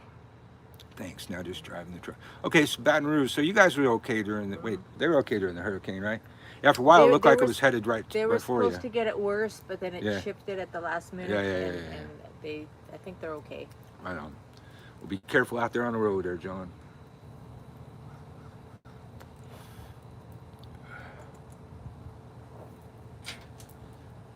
Trying to keep an eye on, make sure I don't, if I miss anything, copy and paste it again. I keep looking. Uncle Birch, coming to you live from New Orleans in the aftermath of Hurricane Ida. And I teach witchcraft for a living. And again, thank you for reminding me. Still a lot of people out here were waiting for me to get my shop fixed up. It's now at the lovershermeticsupply.com. Check it out. Tell them I sent you, and maybe you'll get something special. We've been known to add little special gifts and things. But those of you that have been my customers for a while, you're going to love the turnaround. 2 weeks is actually a while. It's actually most times quicker than 2 weeks turnaround, and everything's done very well. Pretty lucky that most of the time I manifest things pretty quickly. Yeah, I mean, not all spells are going to take 3 months to manifest, but they can, so it's best to just let it go and look at it later. Forget is the principle. How long magic. did your spell take? Well, at that time, see, that's another thing I tell my kids, like, go ahead and do fuckloads of magic all the damn time, then you won't be hung up on any one thing. So, less than a month. Aw. Yeah. It's the opposite. Forget is the principle of magic, yet it's the opposite of thought form, which is built out of not forgetting it. Yeah, but I kind of build thought forms to do the stuff that I don't need, that I don't want to spend time thinking about it anymore. You ever gonna put a brick and mortar in New Orleans? People have talked to me about it. I'm watching my friends see how they do. My friend Christian Day does really well. He's got 2 very successful shops. I've got other friends that it doesn't sound like it goes so well, and they also have smaller spaces. So I'm keeping my feelers out. If I ever just have a buttload of money to just sink into something to open a brick and mortar, I really don't want to ever do it like I did it. The way that my friends have done it here, they don't have to be in the shop all the time and are usually not in the shop. They have qualified people running the shop. I'd love to be a job provider. That'd be great. One of my friends, Christian Day, provides fuckloads of jobs around here. And then when it comes Hexfest time, fuckloads more jobs. There's lots of people working. I'd love to do that, but I don't want to sit around a retail shop all fucking day for the rest of my life. I did 10 or 15 years of that. And people were really disappointed if I wasn't in the shop. They'd, come, they'd be watching YouTube, and I want to go to Santa Cruz on our vacation. We're going to go see Uncle Birch. And, well, he's not here. It's his day off. They'd be all bummed out. And I don't want to do it that way. I incorporate my gods in my magic. Very good, very good. Looks like there's some shop space available. Well, yeah, there's a lot of shop space available in the French Quarter now after fucking COVID. And then now this fucking thing too, everything was out of power. That did not fucking help. Nobody could do business for like fucking 9. Well, actually French Quarter got power within a so few days. we all lost power on Sunday afternoon, and they got it back on Thursday. Okay. Yes, they did a little bit better. Yeah. If I were to do the LBRP of Earth, would that prevent my Paulo Mortos from helping me, since Paulo is Earth-based? No. The problem I find with the Lesser Banishing Ritual of the Pentagram is the name. If the way I learned it and the way it was traditionally done, I moved to New Orleans a couple of years ago now, I think. There's one sweep we do counterclockwise before the thing, and we do a Banishing Earth pentagram in each quarter. And then we go clockwise, and there's a specific pentagram done in a specific way that is an invoking pentagram. So a different pentagram for each of the quarters. It's really easy to learn if you look at my the Big 8 pentagram method here on this page. That's invoking. So it's a 2-step procedure, and like my other video, when you banish, you must invoke, it totally is following that prescription. So calling it the Lesser Banishing Ritual of the Pentagram when half of the ritual is banishing and half the ritual is invoking is a little misleading. Maybe it's just call it the Lesser Ritual of the Pentagram, really. But some of those ceremonialists were like that. They were trying to fuck with people and throw people off. They left loopholes and shit. Maybe it was one of those. I don't know. But some of the ceremonial ancestors um, like to publish books that wouldn't really teach you how to do the thing. You had to know some magical basics for that thing to work. They were kind of cocky, kind of. I'm running to the bathroom really quick. You can compose yourselves, figure out what you want to talk about, your questions. I'll be right back. Calm yourself. Calm yourself.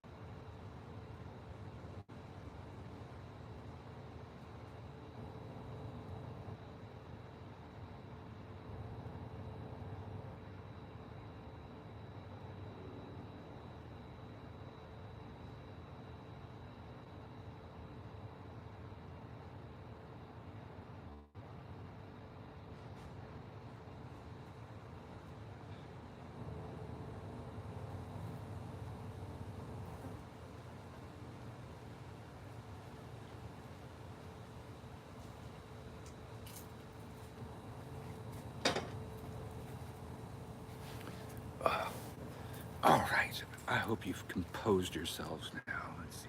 Stoic tree. Yeah, it's a tough ass tree, man. You should have seen it blowing around in that hurricane water. Yes, I collected hurricane water, absolutely. I would use the hurricane water for making war water. It's the best stuff. Tea Emporium. Making a. I'm not I don't know that one.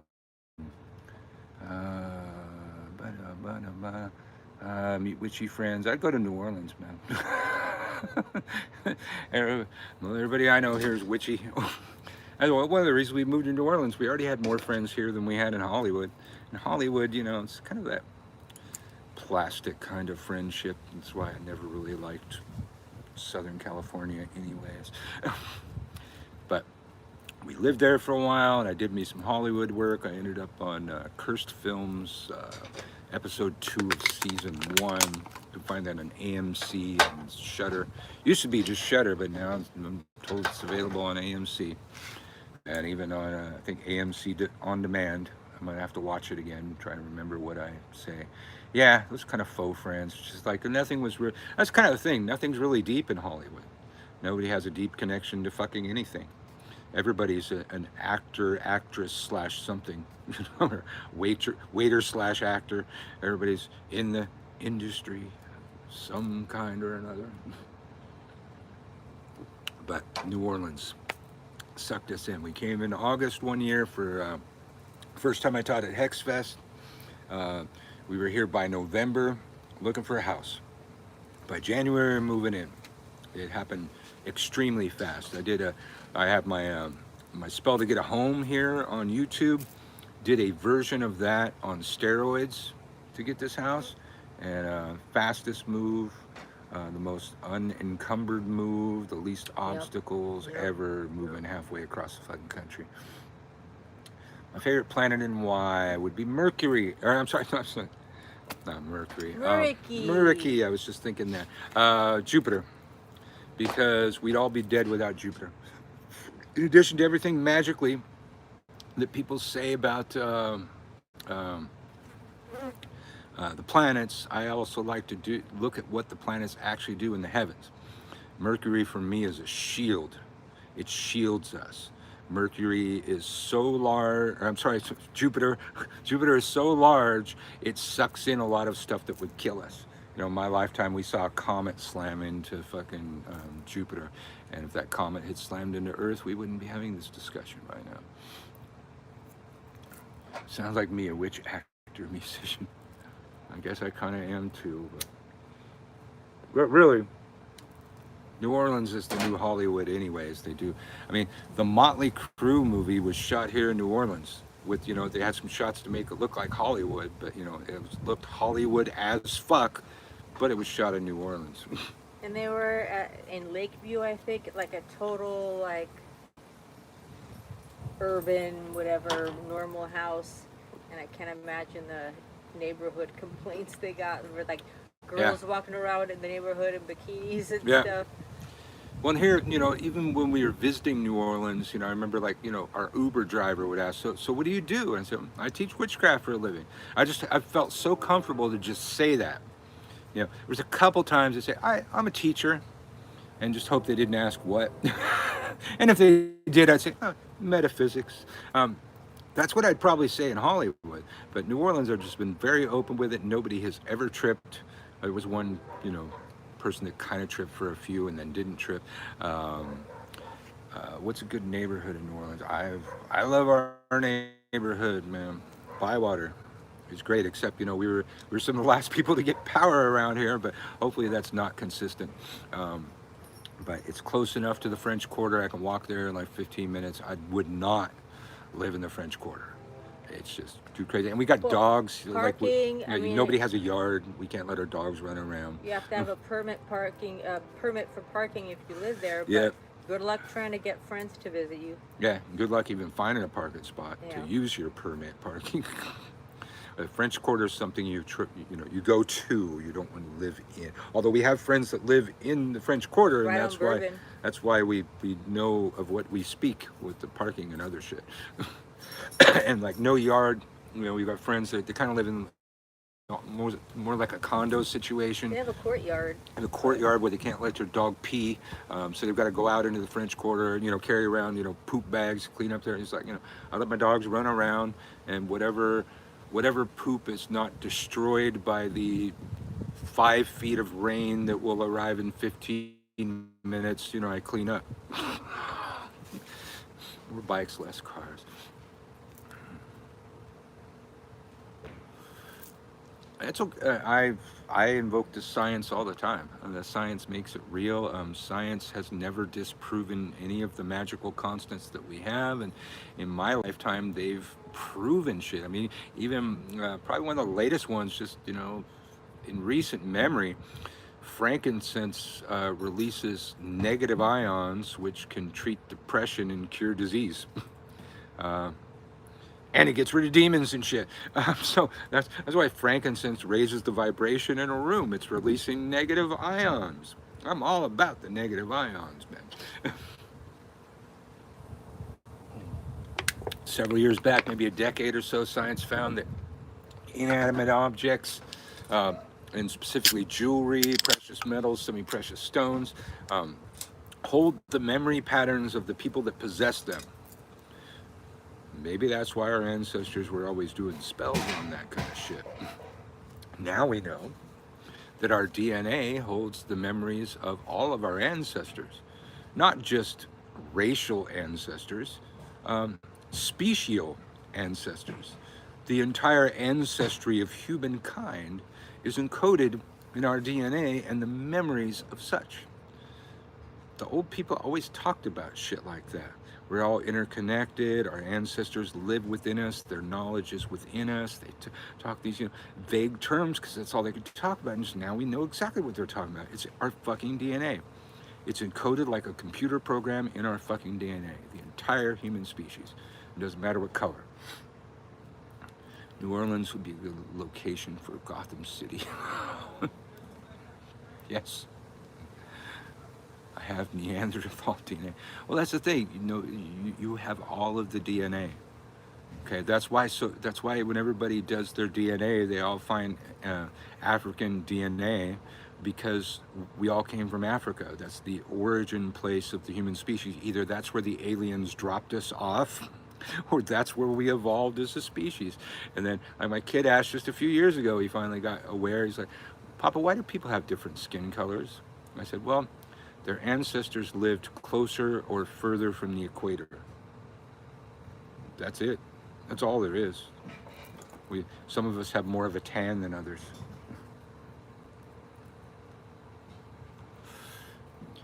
I have had experience with psychokinesis. Haven't ever been able to control it, but I have moved objects when in a certain state of rage. Never developed a level of control with that.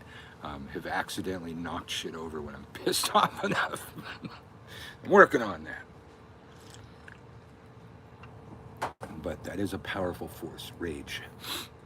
And I always say, you know, you never do a magic, never take an action based on an emotion, but if you can figure out how to evoke that emotion later, for the purposes of magic, emotion is extremely powerful, but never be ruled by the emotion to where you take an action out of the emotion. If you can wrap your head around that, it'll be very powerful. Uncle Birch coming to you live from New Orleans, talking about magic and shit like we do here. Rage is why my brother now walks with a permanent limp. Yes. Yeah. You know, probably the worst thing I ever did to somebody back when I still believed in the Wiccan Reed was because I was really, really mad at somebody because of some shit they said to me. It was not, I would not say to this day that it was justified. They just said some really hurtful things to me, and I dwelled on them in a magical state. And they had a fucking aneurysm. And we're a vegetable last I saw.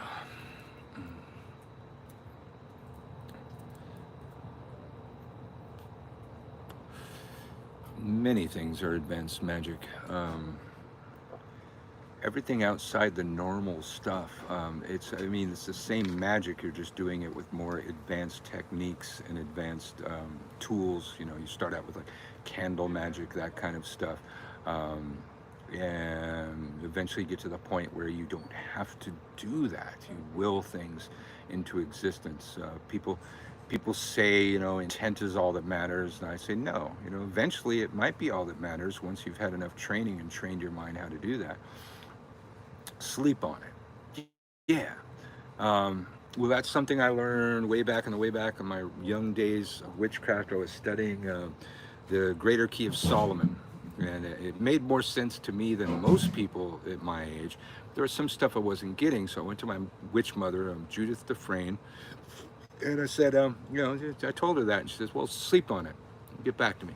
I said, all right. Came back the next day. I said, well, you know, it's still not making that much sense to me. And she says, well, what did you do? I said, well, I did what you said. I went to sleep, and I woke up, and it still didn't make much more sense to me. I said, no, my words were clear. This is where I got the first person that ever said to me, precise speech leads to precise thought. She said, my words were clear. Sleep on it.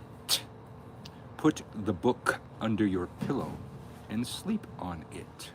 And then get back to me. I said, well, all right, that's fucking weird, but hey, I'm over here studying witchcraft, so what's fucking weird, right? I slept on the fucking book. It made a lot more sense. Every day I did that, it made a lot more fucking sense.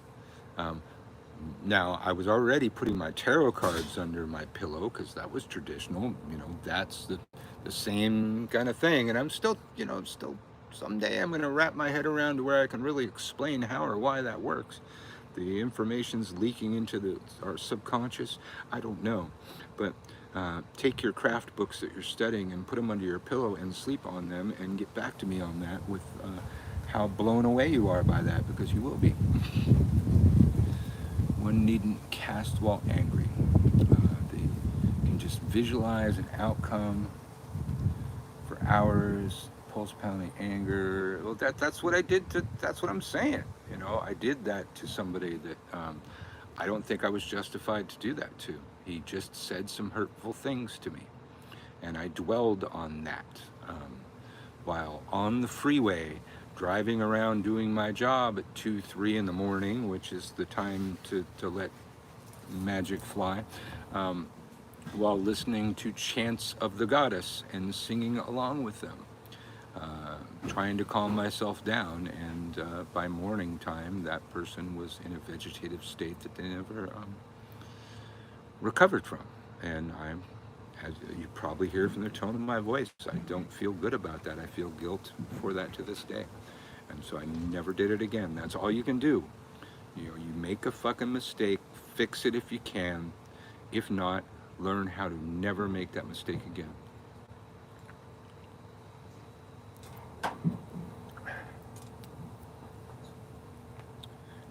guy's got to be dead from old age by now, but yeah. I'm sorry, I didn't mean to bring you down. Go ahead, what you're talking about. Carry on. Well, it's been fun over here. I haven't done YouTube in a while. Ask Uncle Birch. We get a different, different list of questions. Like when I go to TikTok, it's like, I do this to keep my teaching muscles strong. To it keeps me abreast of what the new witches want to learn about. What they're talking about, the terminology that they use. But a lot of those I have canned responses for because I'm asked the same question 35 billion times a fucking day. Mine was justified, but it was a terribly horrific outcome. Well, that's kind of the thing. When it's justified, when you have to do that kind of thing, and you are justified, you have to do it without remorse, even after the fact. You have to let that thing fly. You have to let it go. And like Mom used to say, it's like if you're going to hex somebody, you have to be willing to do a drive-by shooting at their house, caring not who you hit. Anybody that gets in the way could get hit, and you've got to have taken yourself to such a dark place you're willing for that to happen, or don't fucking do it. If you don't follow those rules, that's where you get your backlash. That's where you get your threefold law, if it actually exists. It comes back on you because you didn't forget about it. You didn't let it go.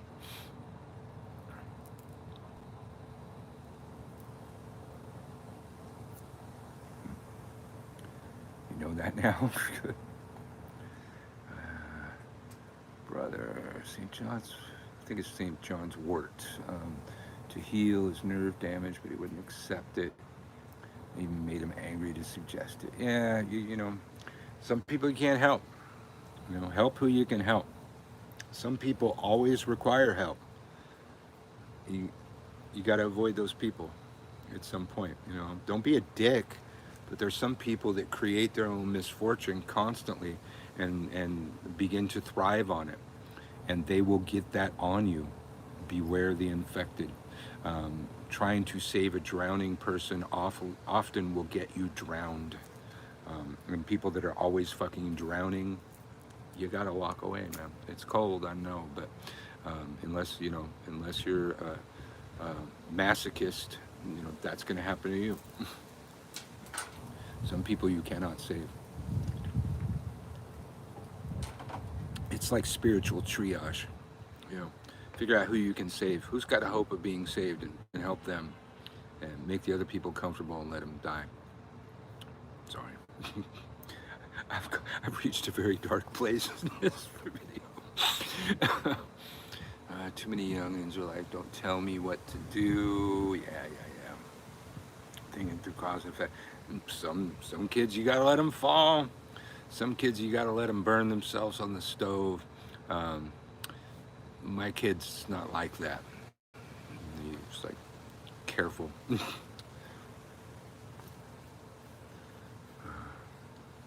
Yet another reason to get the fuck out of Texas. Yes, oh my God.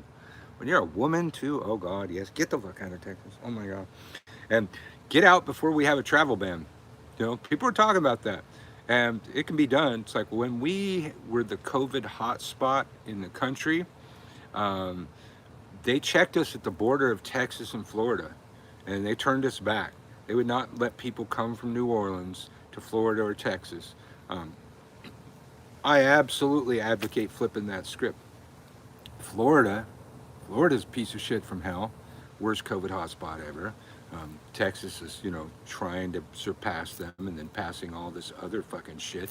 Voter suppression laws, women's rights suppression laws, and we are talking about that. They're all around the country. They're talking about Texas travel bans and not like letting their people go to Texas. Businesses are going to stop doing business in Texas. Luckily, some Texas businesses are turning on Texas. It's some fucking scary shit that's going on, and I'm absolutely for some of that. Here in New Orleans, we have a mask mandate and a vaccine mandate. You can't do most things in New Orleans without those two things.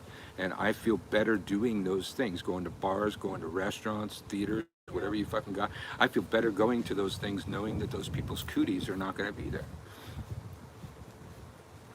I did, again, if you don't know me, I'm an anarchist. And anarchy does not mean what you probably thought it meant. It does not mean no government. It means self-government. An anarchist is anybody that doesn't need a cop to tell them what to do. Anarchists will listen to experts on stuff. Yeah. I wore a mask before they mandated that I wear a mask. I got a vaccine before they mandated that I get a vaccine. An anarchist does the right thing without having to be forced at gunpoint to do the fucking right thing. A person that doesn't need a cop to tell them what to fucking do. That's what cops are here for, is for the irresponsible people that don't do the fucking right thing. They get in between us with a fucking gun and a nightstick and shit and force us to do the fucking right thing. I mean, optimally, plenty of cops doing the wrong thing. I'm not advocating for cops or anything, but that's why we have to have them, is because of the irresponsible people on earth. And that's unfortunately why anarchy will never be a thing that will take over anywhere, because there's too many people that do not have personal responsibility and will not enact that. But that is not my responsibility. My responsibility is to myself, to do the right thing, to do the responsible thing for myself, for the rest of society. I cannot control what the rest of society does, and that's why I still pay my taxes for cops and shit. Man, look how long I've been on here talking to you people. Do you know that some of them are trying to have...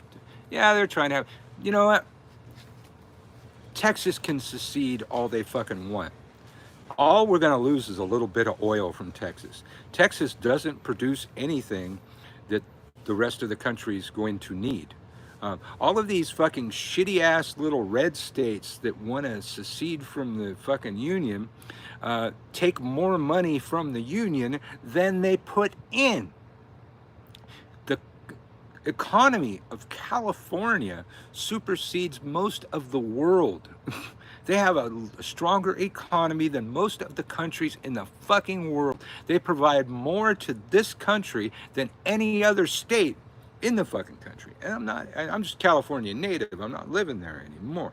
I don't know what the fuck we produce in Louisiana except some really good jazz and shit. But most of these red states are a leech on the fucking system, and they all want to bitch about welfare and shit. They're all taking our welfare. They're all taking more from the system than they're putting in, where California has a surplus. Most of the blue states have a surplus. They're putting in more into the system than they are taking out.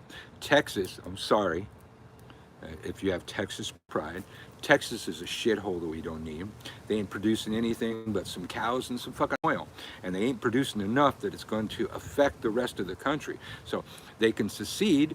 They don't grow enough food. They don't have enough resources. They will die. They will die. And not to mention, you're not allowed to secede.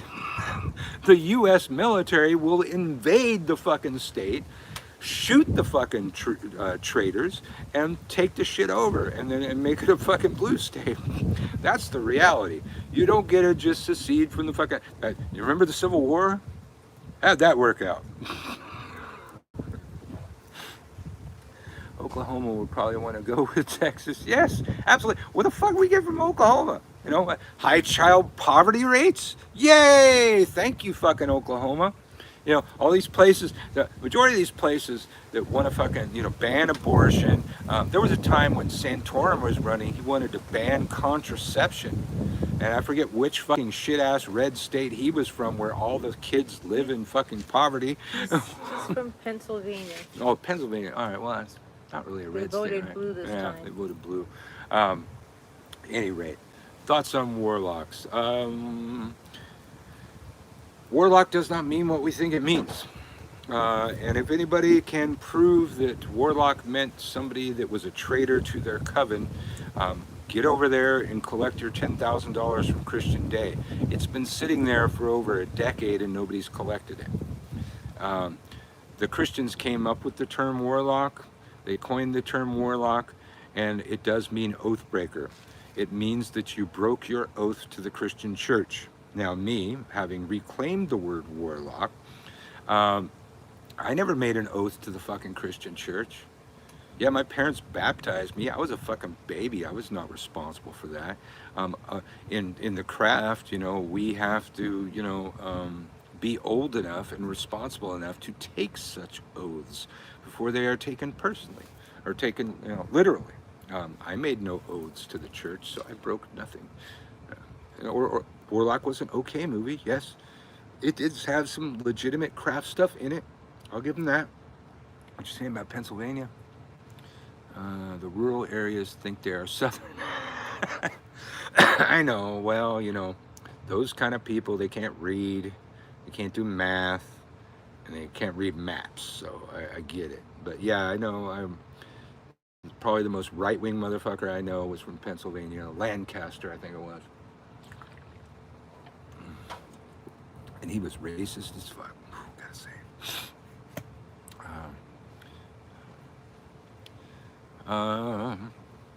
Yes, special pen of art recently got in the way. I had one of those fountain pens that sucks the ink up into it. It worked pretty well with Dragon's Blood ink, and you know, 3 drops of my blood put into the batch of the Dragon's Blood ink and sucked it up into the pen. The portions of my Book of Shadows that I did not write in such ink, you know, they went through fire, floods, mud, windstorms, you name it. Entire portions of my Book of Shadows are just blurry pieces of shit that I had to retrace over with Dragon's Blood ink when I could, to make it, in my tradition, they said very specifically that it should be written in an ink that should be long-lived. I did not follow that advice, and as such, my Book of Shadows looks kind of messy in some places. Wondering about warlocks, or their real identity in the term of magic. Warlock, you know, the accepted term is a term for a male witch. And I am the only heterosexual male witch that I've known to reclaim the term. Most of them are gay guys, and I get it.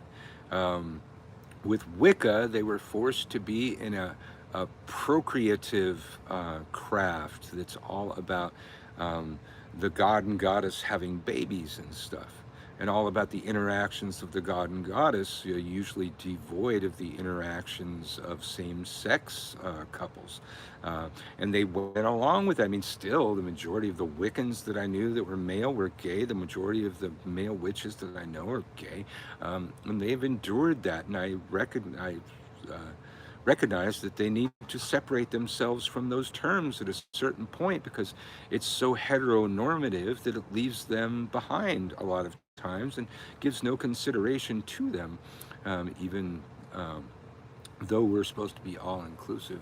I love me some chaos magic. You can do anything you want in chaos magic. I mean, that's where we got sigils from, but chaos magic got sigils from Solomon, Agrippa, Abermelin, that kind of thing. The idea just kind of changes over time. You know, in Solomon's view, he was binding spirits to a symbol. In our day and age, the word spirit does not just mean ghost anymore. It can mean the energy surrounding an idea, a concept, that kind of thing. And chaos magic sigils are embodying a concept into a symbol, not necessarily a ghost when they use the word spirit. The best read to this day on chaos magic is Phil Hine.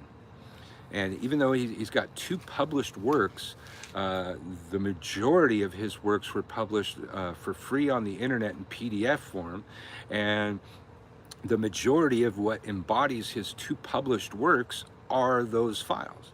Now, if you've got the money, please buy, you know, Prime Chaos, Condensed Chaos, the Pseudonomicon. Phil Hine is the best read on chaos magic, the easiest to understand. And I don't know if Phil's still here. Phil Hine had an entire pantheon, of Star Trek deities. Sure, no worries. Hey, Mojo. Stop barking when we're talking, fool. Welcome back. An entire pantheon of Star Trek deities, and his rationale behind Having Star Trek deities makes as much sense as any pagan deity ever, and they're actually, under that rationale, more powerful than most of those deities. But I'll leave you to find that portion of Phil Hines' work. Wolf said, "What up, Birch and Marta? Oh. Do you feel like you work with an egregore?" Yeah, quite a few egregores. I mean, every time I'm looking for a parking spot, I'm still calling on Squat. Squat is an extremely powerful egregore that started out as a god, transgendered itself, transformed itself, and developed new powers and new sacraments, which was the design of Squat. Squat was designed to break out of the egregore status and become a god, and it did that, and then it became a goddess. Ain't no stopping Squat. You looking for a spot, say Squat, Squat, find us a spot, tell Squat some dirty jokes and limericks, and you'll probably find your parking spot. And Squat was developed in Berkeley, extremely hard to find a parking spot there, and then was picked up in New York, definitely harder to find a parking spot there. Squat is an extremely powerful egregore. All right, kids, I think it's getting to be that time. I've been here for 115 minutes. I've got any minute now, my kid's gonna be telling me he wants something to eat. So, and I have to go stop doing uncle stuff and start doing dad stuff. So, thank you for joining me here on YouTube. I'll try and stop here more often. I'm often on TikTok. You can find me everywhere under Uncle Birch. You can find me on TikTok as Uncle Birch. You check us out at thelovershermeticsupply.com. That's my shop. I'm trying to stop by here more often. Haven't done it in a while. So I'll try not to neglect my own channel so much. So, as I say everywhere that I do Ask Uncle Birch, as our ancestors used to say, to remind us of the dark times through which we came and the breadcrumbs that they left us to follow the path. Merry meet, merry part. Get my hand out of the way. Merry meet again, y'all.